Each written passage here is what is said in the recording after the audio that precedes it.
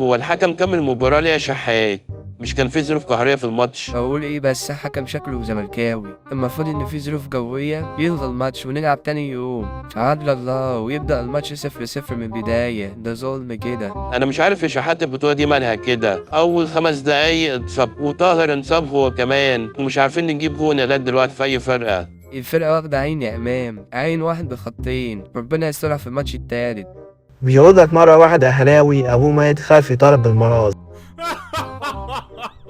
رايحين ياخدوا لعيبة الزمالك واحنا اصلا مش عارفين ناخد بيهم بطولات. خلاهم يشربوهم، وبعدين دي لعيبة مشطبة كورة خلاص، كل واحد فيهم عنده 30 سنة، يعني فاضل له سنة ولا اتنين وخلاص. وبعدين اللي حصل ده عجز ربنا، لأنهم سارقين الدوري بمساعدة رابطة الفجر وواخدين لعيبة الزمالك مكايدة، فأكيد يعني مش هيبقى فيه بركة يعني. بس بطولة كأس العالم للأندية صعبة يا شيكا، غير الدوري غير أفريقيا، الفرقة كلها قوية. البطولة قوية بس هما جايبين لعيبة منتخب مصر كله، ده كان ناقص يجيب أبو صلاح كمان. وبعدين ما الفرق التانية كلها بتكسب، زي سان داونز كسب الماتش اللي فات، والهلال السعودي كسر عظم ريال مدريد اللي احنا كسبناه من 4 سنين وخدنا منه البطولة. بس أنا زي ما قلت لك مفيش بركة عشان بياخدوا اللعيبة بتاعتنا، وشوف في الآخر لا عارفين يكسبوا ميامي ولا بورتو ولا حتى يروحوا المنظرة.